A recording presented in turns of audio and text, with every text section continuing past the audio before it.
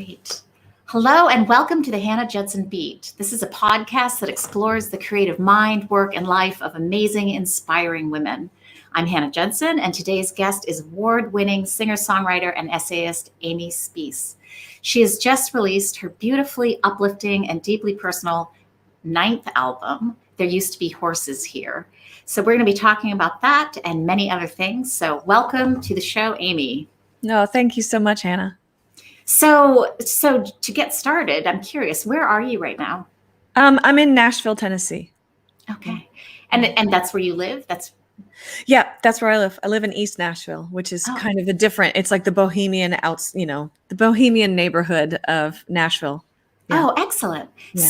So what does Nashville feel like today? What's happening outside? Like right now, it's raining. It's gray. Yesterday was like 80 degrees and sunny and the most gorgeous spring day. And today it's like a little overcast, sprinkling rain. But the green just exploded in the past couple of weeks. So there's a smell of sweetgrass in the air. It's my favorite time of year here. Oh, excellent. So welcome to the show. Some of our friends have already arrived. Hello, Walter. Hello, Alan. I can see some others are here. Hi, Joby. Nice to see you. But back to Nashville, because Nashville, is such an iconic place, and it's more than the place. I mean, it really lives as an image in many people's minds. And so, how did Nashville fare during the pandemic?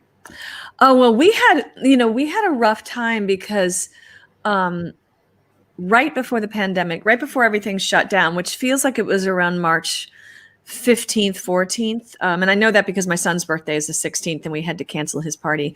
At the very beginning of March, we had a major tornado that came through, and in my neighborhood, East Nashville, it really just blew apart many of the buildings, a lot of houses, some of the music venues. And so we were already, what had happened was the whole community came together to help out some of the disadvantaged communities and help rebuild and bring them food and water, because they were out of like electricity for like a month. And that happened just as COVID was coming to town. So a lot of people got sick because we didn't know, and people were in such close quarters. And because Nashville is a music center, there's so many venues here, and a lot of the waiters and bartenders and baristas are in the music industry. We were really hard hit.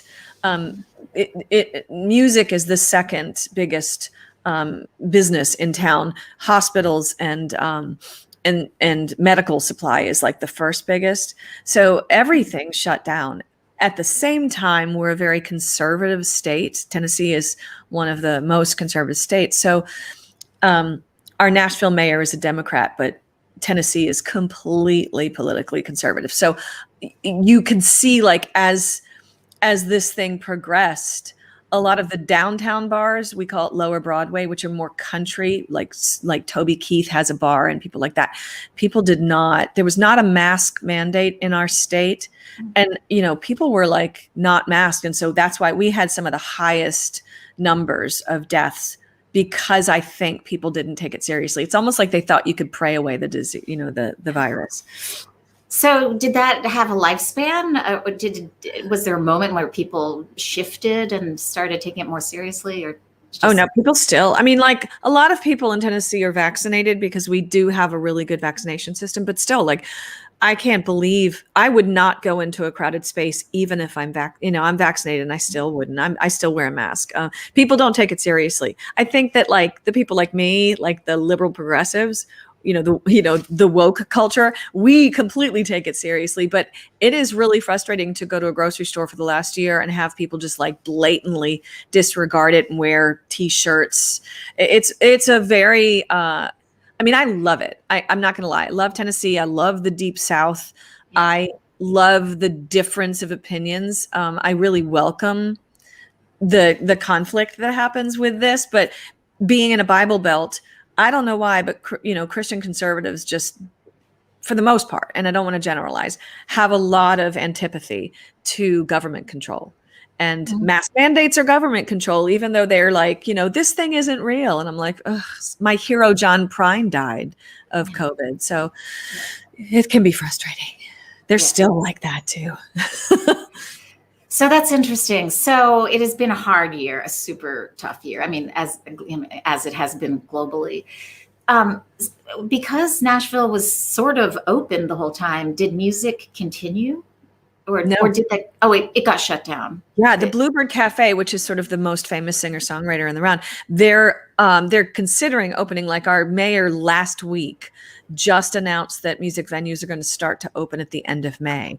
But like March to May, so 18 months, everything was shut down. I would say 9 months in, the big major country bars downtown reopened, because we're like also the bridesmaid capital of the world, and we have a huge tourism industry. So a lot of people were going down there, and then they were just getting sick. But most of the I would say all the small venues have been shut down, still not open. There's still no work for musicians, and nobody's touring. That's the other thing. So we've all, I'm lucky because I teach as well, and I kind of bumped up my teaching this year, so I wasn't hurting. But most of my friends they've been shifting, doing self-starting businesses to pay the mortgage or the rent. Right. Yeah. And so during the pandemic, you also wrote and recorded, or maybe just recorded, and maybe you wrote it earlier, but you wrote and released a record. Actually, weirdly, I did too. The other one's coming out in January next year. I got very, and it wasn't, my songs aren't about the pandemic, but like I've just in the past 3 years, I've been really fluid with output. It just seems to be flowing way more. I'm usually a slow writer. I had planned this record. I was in the UK end of January, beginning of February touring, and the title track came to me. And so I had finished 2 new songs, and we had already planned to go into the studio. We went into the studio 3 days after the tornado. So about a week before the pandemic, and we just started the record. And then we had to do, the strings came in during the pandemic. Everybody was masked, and that we had to do the vocals, but we had everybody tested before they came in. So we made this record during the pandemic. And then the summer, and so we held on to it knowing we were going to release it now. The summer happened, and I had, like everybody, I went through a real depression, and just a lot of, there's been a lot of mental health issues during this pandemic, and, isolation is not very good for my mental health state. So I ended up writing a lot of songs about kind of going through the isolation and what that felt like internally.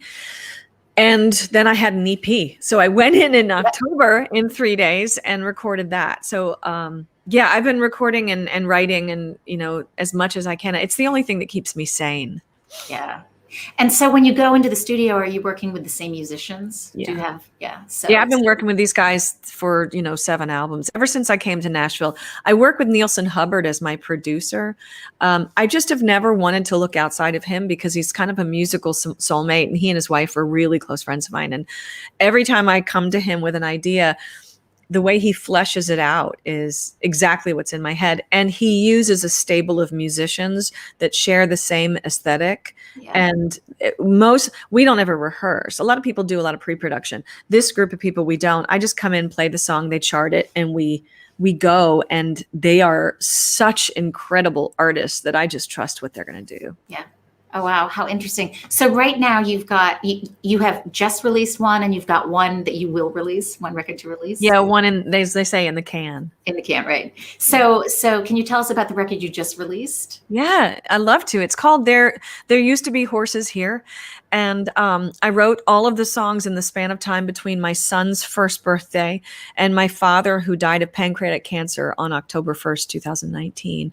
So all those songs sort of grapple with life and death and the life cycle. And that sounds like a depressing record, but it's not. It's like a hopeful, uplifting record, because I really wanted to celebrate my father's life. And I wanted to celebrate the journey of grief, of early grief, of like, my father was diagnosed in May and he died in October. Or he was diagnosed in June. So it was a really, really quick thing. And he was super healthy before. He went in for like some hip pain. Yeah. He plays competitive tennis, and then they said he had pancreatic and 4 months to live. And I was lucky, I just canceled that summer. So I was able to be with him. But in a way, it's like when somebody is going to die soon, you go through pre-grief. At the same time, you're trying to hold it together because you want to make sure that you're holding the space. And then when he died, right away I had to go back out on the road. And so I think that there's a sense of grief too when you give birth. He was all mine in my belly, and then now I share him with my husband and my in-laws and my parents, and so I was grappling with love, death, birth, grief, all of that, and that's what the record is. Also, I should mention too, like when I had it in my head, I knew I wanted to orchestrate it. I knew that it was going to be a bigger production than other records. And so there's an acoustic base to it, but then my friend Danny Mitchell wrote the score and brought the strings in and conducted them. And wow. Yeah, I'm really proud of it. I think it's a gorgeous record. I hope it gets heard worldwide. Yeah, I do too. Yeah. So would this be a good time to listen to Down the Trail? Oh, I'd love that. That's the first track. Okay, so it's going to take a second. Let me get Down the Trail open. Can you, while I'm preparing it, can you tell us a little bit about this video that we're going to watch?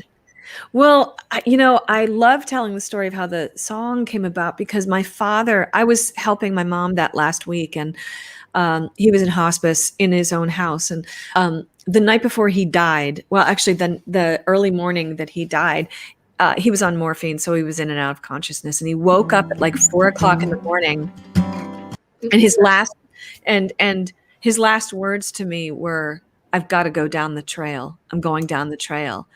And so the whole song is all of the memories he was sharing with me in that last month, and then his last words. I knew that I wanted to incorporate that. Oh, I look forward to listening. So this is Down the Trail.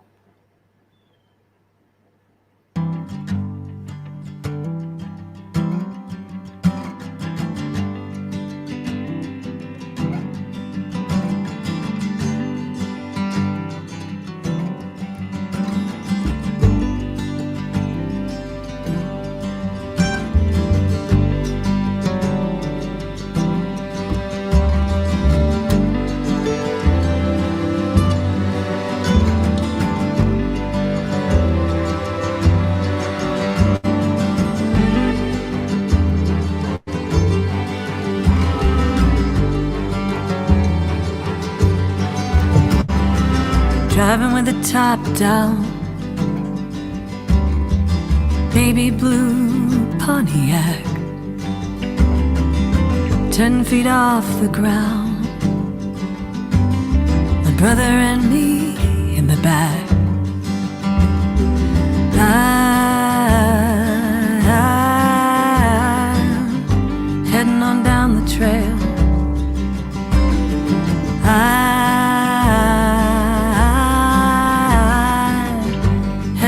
Down the trail.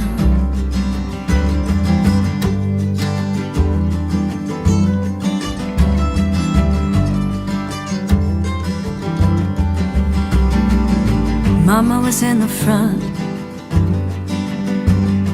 her hair coming loose from the pins, Bible in her gloved hands, eyes closed against the wind. I'm heading on down the trail. I'm heading on down the trail. I once had a dream.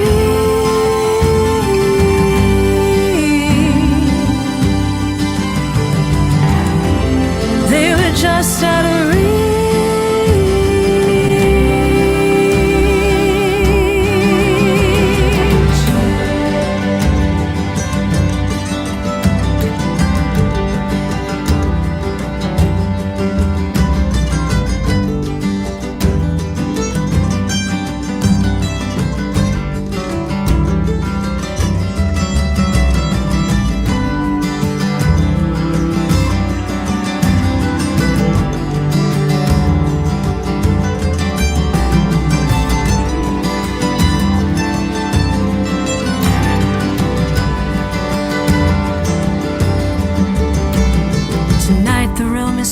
quiet. The lights are low like a wish. Everyone's come who is coming. Got everything crossed off my list. Daughter, my heart is steady. Daughter, I've gotta go. Daughter, my heart is ready for that trail to take me home.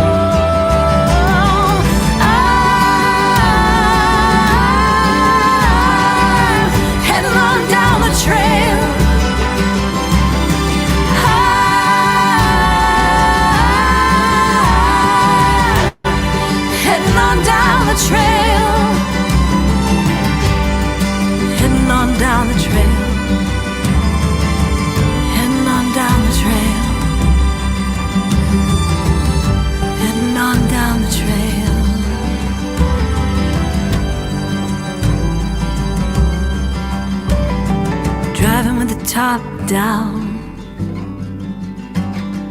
baby blue Pontiac, 10 feet off the ground, my brother and me in the back.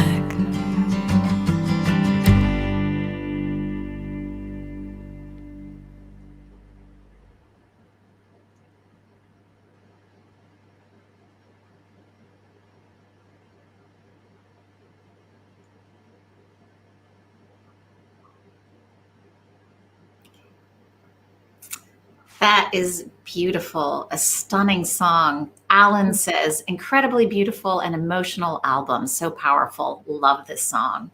Oh, thank you.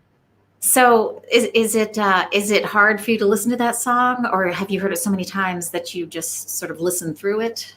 No, it's not hard because I find it so beautiful. Like I love, it, when my dad said that, it was such a celebration. He was an identical twin, and my Uncle Will had passed 10 years before, and the night before, and he had a massive heart attack, but the doctors were saying that he was going to have open heart surgery and it was going to be fine. And my father had a dream the night before Uncle Will died, where Will and my grandmother Nana were walking ahead of him on a trail, and Will turned around and said, "You can't come down the trail this time, Dan." And so when my dad said to me, "I've got to go down the trail," I knew exactly what he was talking about, which I just thought was like, my father was not a poetic man, but I was like, oh my God, that's such gorgeous poetry that I wanted the song to have this uplifting, I'm heading. And like my father was very, it was very Christian. And so, he definitely believed he was going to a better place. And so it's not sad to me. Sometimes looking at that video, when I see those photos, it's really hard because I miss him so much. And I love, I love the relationship he had with my uncle. Wow. That's interesting. So when you're sort of inspired to write a song, does it happen differently each time, or do you start with language first and then go to your instruments, or do you hear something in your head and you sort of work that out? What's your process like? I always start with language first. I've always been a writer. I didn't write songs until my late 20s. So, and I write poetry as well. So I think sometimes I start with an idea, like I'm working on something, an old theme park that was near my childhood. And I've been working on that for a while. And I just have I'll have little snippets of writing that I'll do around it. And then I leave it. And sometimes, like yesterday, actually, I was running, and sometimes it happens when I'm running and it'll get into a groove. And I realized I'm on antidepressants and they all kind of rhyme. And I was like sertraline, hydroxyzine, olanzapine, lamotrigine. And I was like, whoa, that's really funny. And I had a friend say, once I got on antidepressants, they made a joke, "Oh, you're on the med dance." So I was like, "Oh, I want it in a waltz form," and call it the medication waltz. And so anyway, that was the kind of process that happens, kind of like magic, and it usually happens when I'm in motion, whether I'm driving or walking or running. And then there's times when I literally am sitting at the computer with a blank page with my guitar in hand, and I'm learning somebody else's song, and then a group, and then so it's similar every time in that I tend to start with lyric and story, because that's, I think, the strongest part of my writing. And then I kind of put melody, and melody is informed by lyric. Because it's just the way you say a line. Like I'm headed down the trail. I'm heading on down the trail. Felt like the way that you walk. I don't know. That sounds kind of weird, but that's sort of how my brain works. Yeah, very interesting. So you are also a writer and an essayist. Do you write poetry? Do you publish your poetry? Is it on? No, can you see it anywhere? No, Patreon. I have a Patreon page, which is sort of a back page. It's sort of like a guest room, and I have been sending my poems there, mostly because in the fall, one of the things that I did during the pandemic is one of my dreams has always been to go back to school for a Master of Fine Arts in Creative Writing. And I applied in creative nonfiction because I have a book that's coming out, and I'm an essayist, but I sort of padded the application with a couple poems and some lyrics just to let them, it was kind of like, I just want them to see that I'm also a writer. And I got accepted into poetry, and I was like, what? I'm not a poet. And they're like, you're a poet. So I start that in the fall, and it's a sort of part-time program for people who already have careers and families. Yeah. And so my hope is that the thesis in that will turn into a book of poetry. But I've published nonfiction pieces before. Yeah. And you have a book in the can right now. Yeah. Do you not? So can you tell us about that book? Yeah, it's called Menopausal Mommy, a symphony in 4 trimesters. And it came out of a blog that I started when I was pregnant, and mostly because I had insomnia. So I was up at like 3 o'clock in the morning, and which continued when my son was born because I was nursing. And that fog of insomnia and sleep deprivation and new motherness really was a creative time for me. And so I was writing about my journey. Also, I had my son a month after I turned 50.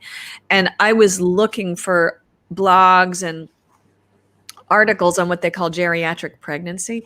And they call it that anytime after 35. So I read a lot of stuff about women in their 30s or 40s. And I was like, it's a whole different ballgame when you're 50.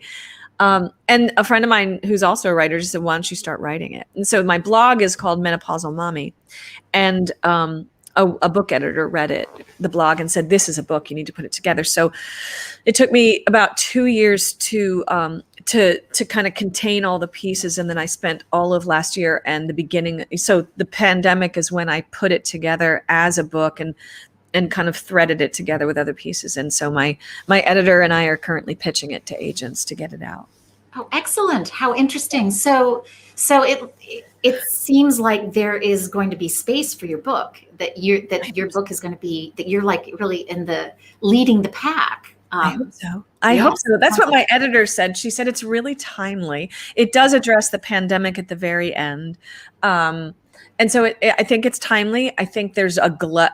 Is glut mean there's nothing? I can't remember if glut is. Glut is a lot. Oh, no, it's the opposite of glut. Yeah. There's a dearth. There's a dearth of information and stories of women in there, because there's a lot now that, in vitro is available and people's lifespans are getting longer. I'm not sure I believe in a 70-year-old having a baby, and there are in India. But like, I'm a really young 50. And so I wanted that voice. So I just decided I'll be that voice. And so Absolutely. I'm really, cross your fingers, somebody picks it up.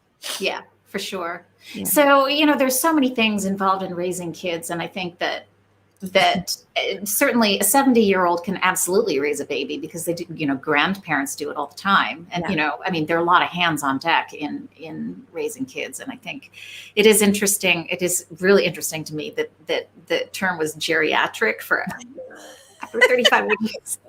Something is wrong. That is like a glaring sign that things have not evolved as we have evolved. Yeah. And it's interesting you say that you're very young, 50, and you are very young, 50. And I think at the same time that we are aging differently.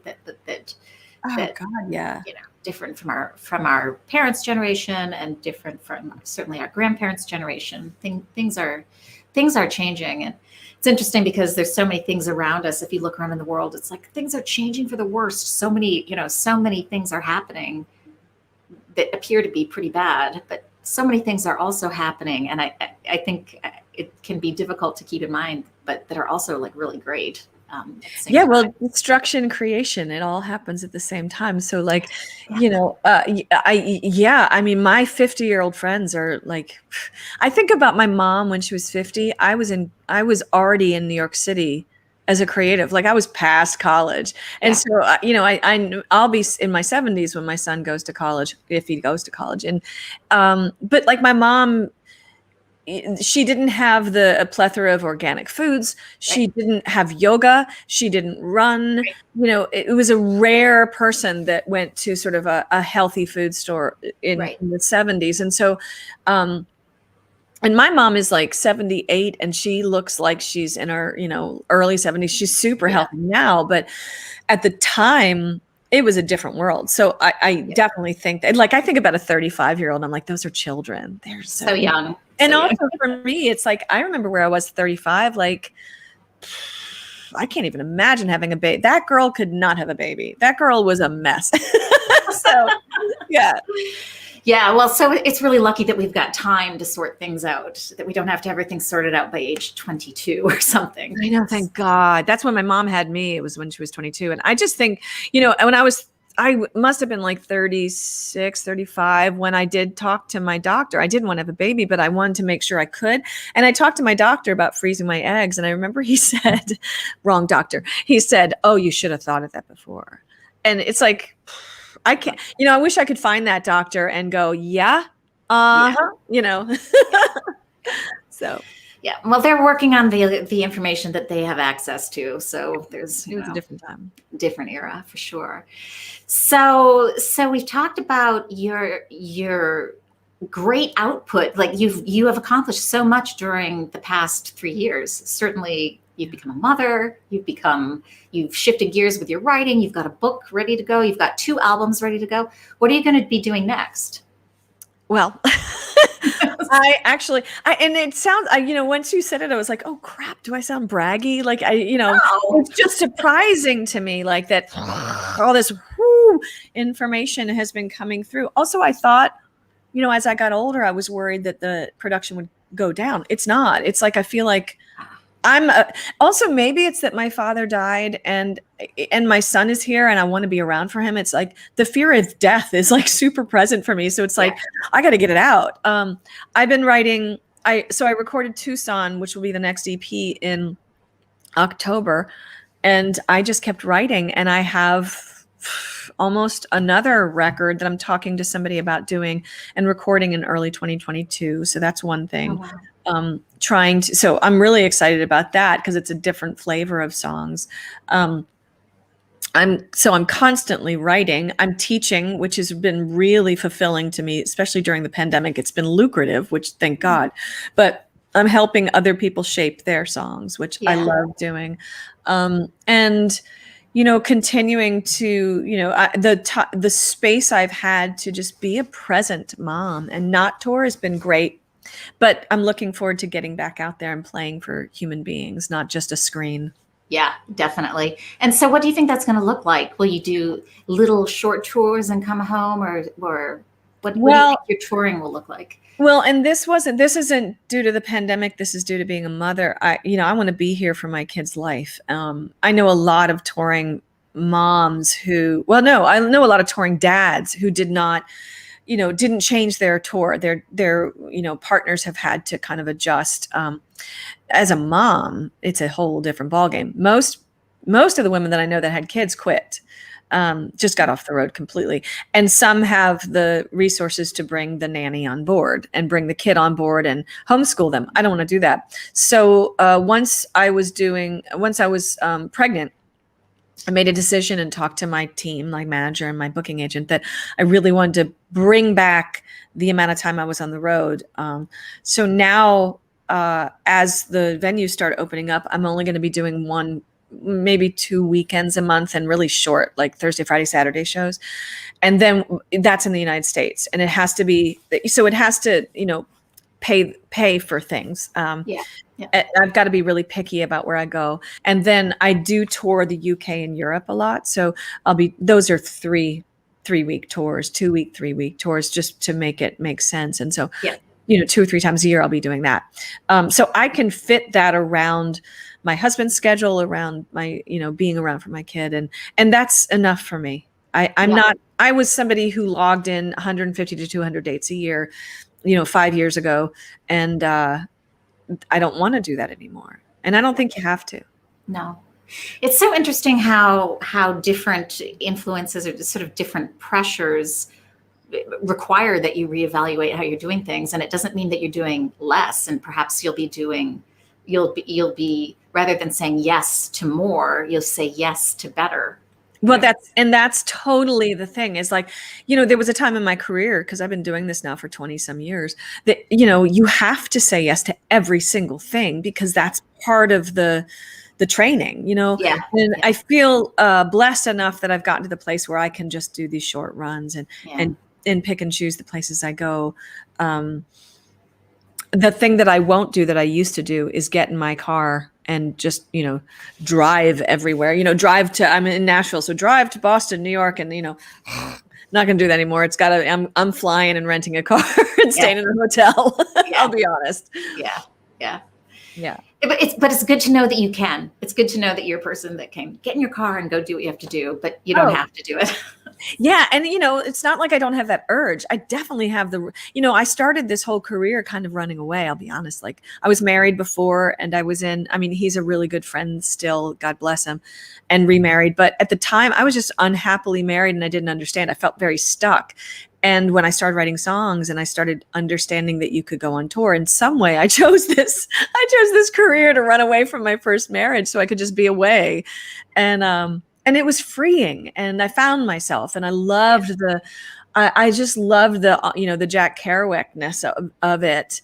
I'm a vagabond at heart and I'm gypsy, vagabond, all that stuff. And I love meeting people and just getting in my car and going. And so now, where I'm more stable and I have a homestead and, I have a career, sometimes I miss that sort of like going to get in my car and drive to Arizona and go see the Grand Canyon, then do a show that night.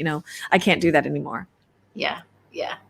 But fortunately you were able to do it and you'll be able to do other things with the time that you've got. Okay. Yeah, exactly. Excellent. So very good. Is there anything that you haven't told us that's coming up, or like have we covered it all? I feel like you have. I feel like we did talk about your poetry. I feel like we're missing something. And we have spoken about your son. Mm-hmm. One thing that I think is really interesting, and you mentioned this before, is how your creativity has boosted since you became a mother and not the other way around, in spite of the lack of sleep and just the general exhaustion that's just part of the whole thing. Do you want to talk about that? Yeah. And I wouldn't say in spite of, I'd say totally because of. I'm really, really interested. I read a lot of books about, biographies, autobiographies, creative process books. I'm fascinated by the creative mind. Not in terms of like self-analyzing, but just how other people work. And I find that the flow is really, the flow is definitely important. I believe in 2 separate parts of art, and one is muse. People call it God. I call it kind of channeling. It's like if I can get still enough, I can hear the song. And in some ways, it's a little bit like the David, like. Michelangelo thought, is it Michelangelo or Da Vinci? Michelangelo, I think. Are you talking about the sculpture? Yeah, the David. I think it's Michelangelo. So he believed, and he wrote about that it was the David was inside the stone, and it was just his job to whittle it away. I love that, and I feel like that's true about whatever the nature of the art is or the expression is, that it's there. You just have to get quiet enough to hear it, and then you have to have techniques. So the first is getting quiet to hear it, and the second is going back and editing, and that first part can be hard. I was a heavy wine drinker, and I'm sober now, but that was kind of part of my process, was sort of getting to that tipsy place, and where there's a freedom and there's a lack of the inner critic, and you just feel I can do anything. Let me just get it out on the page. And when I stopped drinking, I was super worried about how that process would go. And it didn't leave me. And then having the baby, I thought, well, my brain will all be on this. I won't have access to it. And the truth is, like, you just feel scattered and sleepless once you become a mother. And there's something in that, I think, that keeps the muse alive. So that's kind of why I started writing the book, because I wanted to be the voice of, once you start, and there's one of my favorite writers is Louise Erdrich. And I hope that's how you pronounce her name. And she has a book called The Blue Jays Dance, which is about her creative process while she had her second daughter. Oh, wow. I read that when I was pregnant, and I thought, thank God for Louise to just throw a line out there saying the freedom actually gets bigger once your time. And also, the longer I've been doing this, I give myself these challenges of, like, especially when I'm running, I'm going to finish this song on this 3-mile run. So I think having shorter amounts of time, like I have his nap to whittle away. And, it could be 30 minutes, it could be 2 hours, but I'm going to get it done. And I think there's something about flow and structure. Constraints. Yeah. Yeah. Rather than saying, oh, I have 6 months to finish this. Like, that gets me lazy, but 20 minutes, I'm going to get it done. And then you're writing to the rhyme. And once you're writing to the rhyme, there's like a free flow that happens. And, so I'm just I'm just so in love with this stage of life. Like, I can't even imagine not being in my 50s. Oh, that's so wonderful. I love that you just said that. I think that's great. I think that I've been thinking recently just about how it's sort of an untapped narrative. People, and we're writing it right now. Yeah. But the story was always that you had your kids and then it's over at a certain point. But it's like, no, there's this like 25-year, 30-year chapter of being healthy and creative, that all sorts of things are happening. Well, and there's no narrative for women. There's a narrative for men, like every single rock star we know that has kids, they never slowed down. Yeah. But women are, and this is my feminist coming out, women, our story has been hard won to say. And one of my, I got a chance to meet Gloria Steinem, and it was like, and I almost fell to my knees thanking her. But Patti Smith is she is my goddess, because she got off she didn't stop creating, but she kind of got off the label path and the commercial fame path to raise her children. Yeah. And then she got out there and she's written these books that are just like transcendent for me. And poet, writer, essayist, painter, photographer, and she's in her 70s, and the woman doesn't wear makeup. She doesn't, she wears the same big old trench coat with gray long hair. And to me, she's gorgeous. And I look to her as how I want to age. I don't want to change anything in my face. I want all the lines and wrinkles to be there, all the age spots, so that it's like, life is a beautiful thing, and it makes marks on your body, and you get stretch marks when you have a baby, and that's beautiful.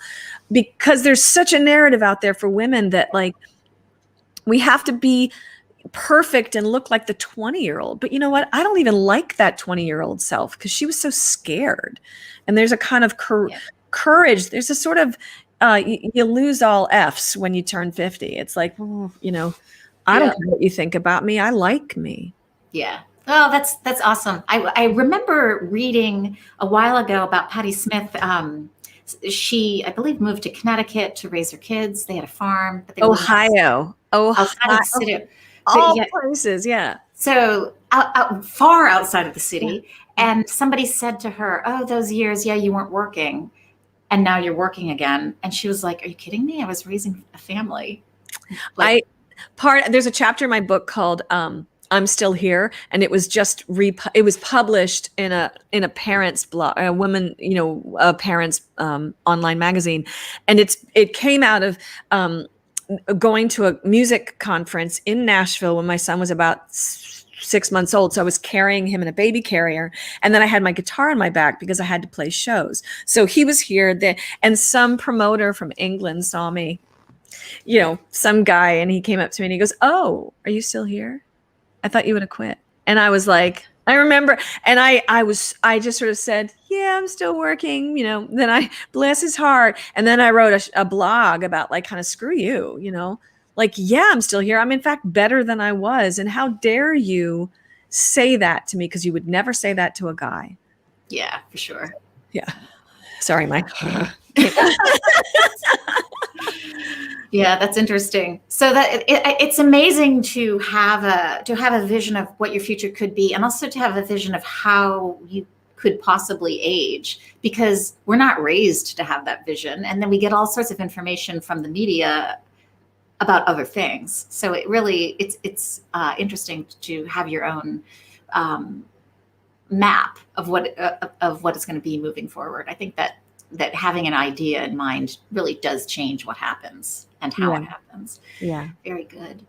So you are an amazing person. We've learned, and we've just tapped the surface on all of that, about all of the things that you do and that you do so well. Of all the things that you do, what would you say your superpower is? Or even of things you don't do? What is your superpower? Oh, my superpower. Wow. I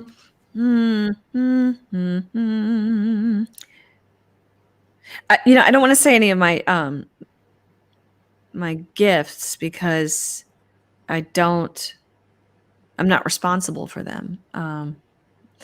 They were gifts. My superpower, I think, is courage. And I don't mean that I'm really brave, because I'm not. I'm scared. Excuse me, shitless. But I heard what courage is like being afraid and doing it anyway. Yeah. And I think that's my superpower, is I'm terrified every day, personally, scared I'm going to lose my, son, scared I'm screw up my marriage, scared of, I have social anxiety, scared of everything. And then just and I think I learned, honestly, like my journey to sobriety is my superpower, because none of this would be possible if I was still drinking. And that's hard to say, because, and I got sober in church basements with people who smoke a lot. But, I've learned that without my relationship to spirit and without my sobriety, none of the rest of it would have happened. And so I always have to kind of give thanks to that. And that was the most courageous thing I've ever done in my life. Wow. Well, congratulations. Thank you. All of that. That's like, and congratulations every day. That's like, yeah. One day at a time. All of that. Well, thank you so much for joining me today and telling us just a little bit about your work and everything. This has been a great conversation. And so everybody, if you are interested in learning more, I'm going to put Amy's website and in the chat, so you can check out her work at amyspeace.com. There it is up there. For those of you who came to our live stream, thanks for coming. If you're listening to this podcast, which is going to be published at a later date, thank you for listening to the podcast. This has been a great conversation, and we'll see you next time. Thanks, Hannah. Thank you.